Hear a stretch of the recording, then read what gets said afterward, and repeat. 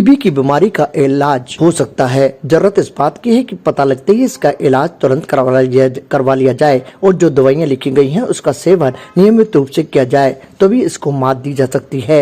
ये संदेश world TB day के उपलक्ष्य में जेएलएन मेडिकल कॉलेज के मेलोडी सभागार में आयोजित कार्यक्रम के दौरान दिया गया। इस कार्यक्रम में मुख्य अतिथि के रूप में मेडिकल कॉलेज प्राचार्य डॉक्टर अनिल सांवरे ने शिरकत की। उन्होंने कहा कि सभी लोगों को एकजुट होना चाहिए, तभी हम टीबी मुक्त भारत अभियान को सफल बना सकते हैं। 24 मार्च जो कि वर्ल्ड टीबी डे के रूप में मनाया जाता है, इसके उपलक्ष्य में जवाहरलाल नेहरू चिकित्सालय और मेडिकल कॉलेज अजमेर ने एक सप्ताह का एक प्रोग्राम रखा है, जिसका आज शुरुआत की गई है।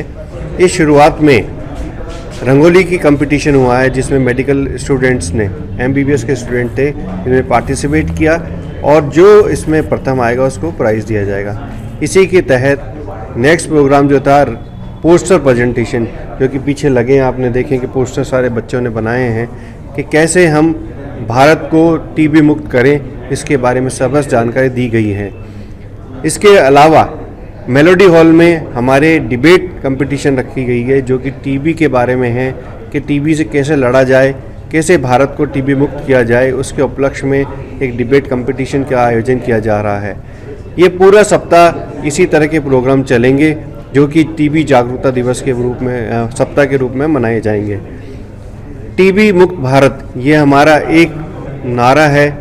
जब हराएंगे हम टीबी को, तब जीतेगा भारत, यही हमारा एक नारा है। टीबी मुक्त भारत होना ही बड़ी हमारी जो मेडिकल कॉलेज है, सारे डॉक्टर्स हैं, पूरा भारत है, इसमें हमेशा टीबी को मुक्त करने का एक प्रण लेना है।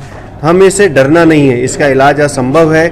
आपको लगता है कि आपको खांसी 20 दिन से ज़्यादा है, या आपको लंबी लो ग्रेड फीवर आया जा रहा है, वजन कम होता जा रहा है, रात को पसीने आते हैं, घबराहट होती है, तो ऐसा लगता है कि आपको टीबी हो सकती है, तो आप तुरंत अभी चिकित्सक की सलाह लें। अगर आपको बलगम आ रहा है तो उसकी जांच कराएं। टीबी के लिए घबराएं ना। टीबी का इलाज आज संभव है और शॉर्ट कोर्स थेरेपी होती है, 6 महीने 9 महीने, डिपेंड करता है कहाँ की टीबी है। तो आप अपने डॉक्टर से सलाह लेके अपने टीबी का इलाज लें। आज पूरे भारतवर्ष में राज्य सरकार के द्वारा भी टीबी के लिए मुफ्त दवाइयाँ प्रोवाइड की जाती है, जिससे लोगों पे वित्तीय भार ना पड़े और आसानी से ले सकें। आजकल की दवाइयाँ इतनी सुगम और सरल उपलब्ध हैं, उसके साइड इफ़ेक्ट भी काफ़ी कम है, मॉनिटर किए जाते हैं। अगर आपको कोई दवाई रिएक्शन, अगर कोई साइड इफ़ेक्ट आता भी है तो डॉक्टर उसको चिन्हित करता है और आपको अल्टरनेटिव मेडिसिन देता है, ताकि आप टीबी से मुक्त हो।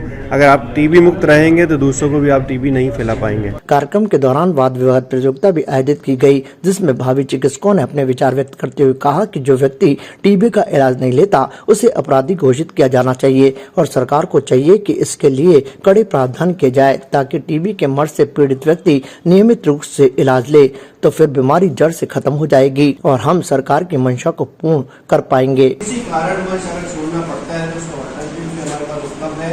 अब हम जब ट्रीटमेंट स्टार्ट करते हैं तो हमारा एक एम बनता है कि कैसे उसको पूरा कंप्लीट कोर्स करें और उसमें से टीबी को मुक्त करें, तभी हमारा भारत जो है टीबी मुक्त हो पाएगा।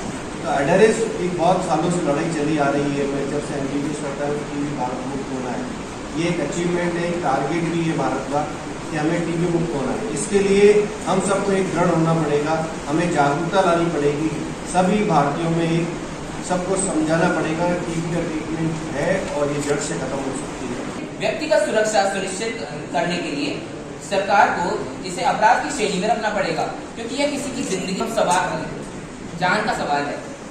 हमारी सरकार समय समय पर टीबी की रोकथाम के लिए विभिन्न योजनाएं चलाई हैं, जिसमें निश्चय पोषण योजना, जिसके अंतर्गत टीबी संक्रमित व्यक्तियों को 1000 रुपए प्रति माह दिया जाता है।